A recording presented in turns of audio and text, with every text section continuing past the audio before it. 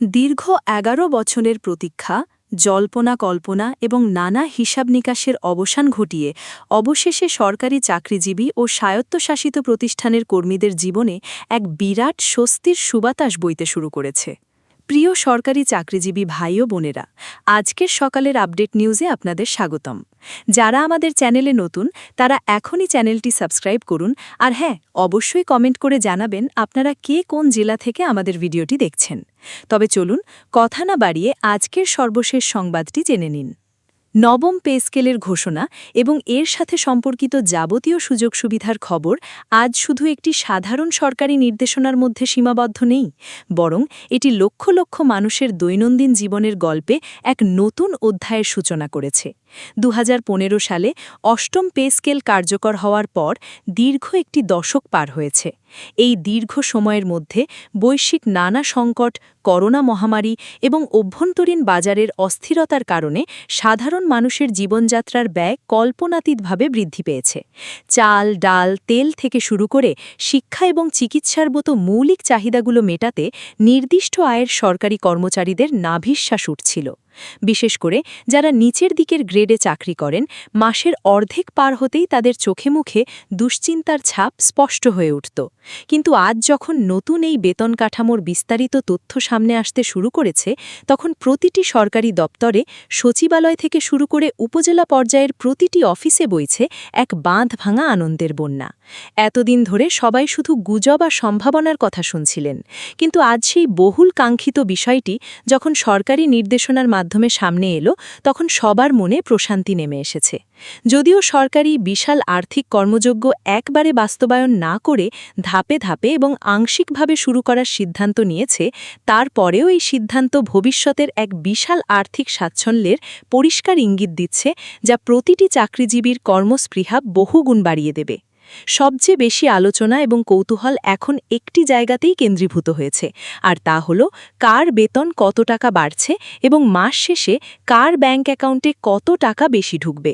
শুধু মূল বেতন বা বেসিক পে নয়, এর সাথে সামঞ্জস্য রেখে বাড়ি ভাড়া ভাতা, চিকিৎসা ভাতা, যাতায়াত ভাতা থেকে শুরু করে অন্যান্য সব ধরনের আর্থিক সুবিধা কতটা বাড়বে তা নিয়ে চলছে চুলচেরা বিশ্লেষণ।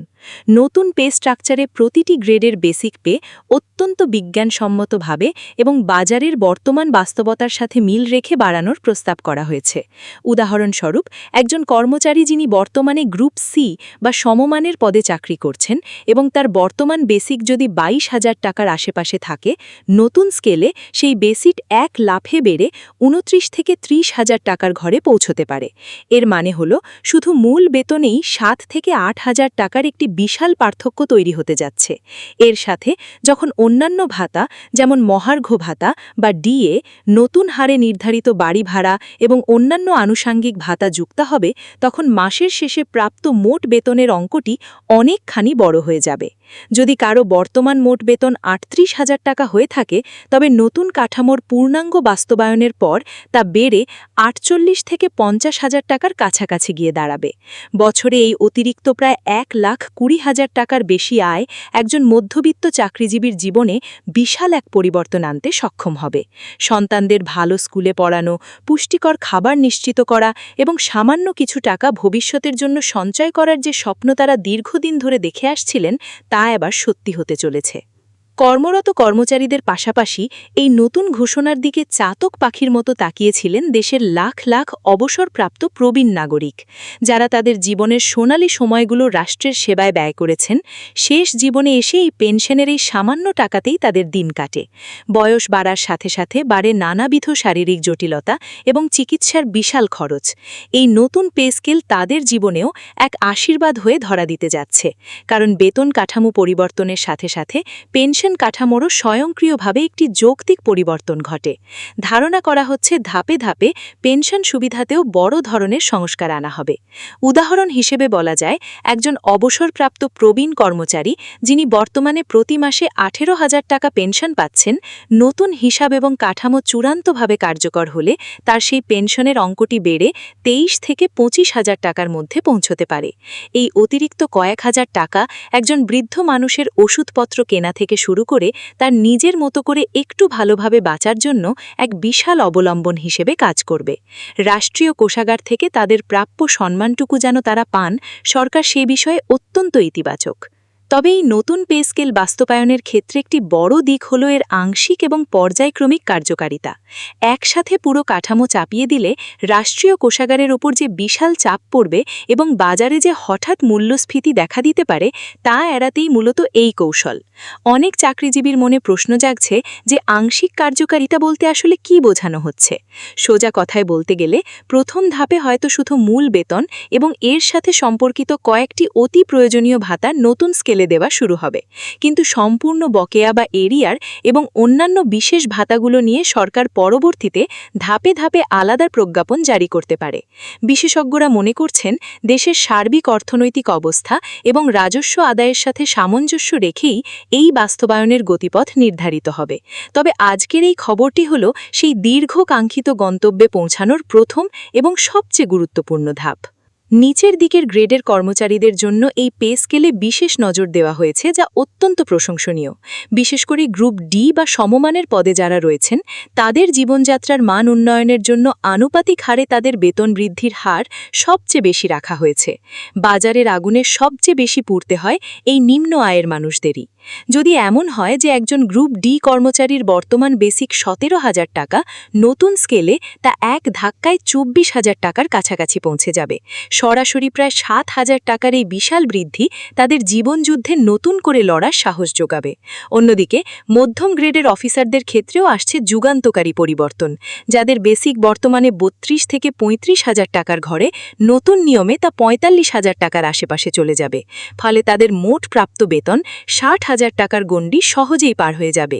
উচ্চপদস্থ এবং প্রশাসনিক কর্মচারীদের জন্য নতুন পে ম্যাট্রিক্স অনেক ধরনের নতুন সুবিধা এবং বর্ধিত বেতনের সুযোগ নিয়ে আসছে, যা তাদের কাজের প্রতি আরও বেশি দায়বদ্ধ এবং উৎসাহিত করবে।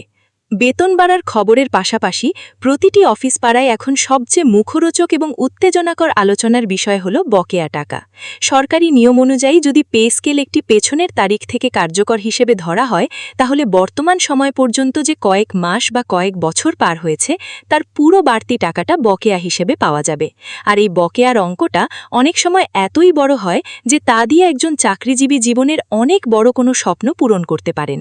ধরুন নতুন স্কেলে কারো মাসিক বেতন 8,000 টাকা বেড়েছে। যদি তাকে বিগত 12 মাসের বকেয়া একসাথে দেওয়া হয়, তাহলে শুধু বকেয়া বাবদই তিনি 96,000 টাকা পাবেন। একটু উপরের দিকের গ্রেডের ক্ষেত্রে এই অঙ্ক 1.5 লাখ বা 2 লাখ টাকাও ছাড়িয়ে যেতে পারে।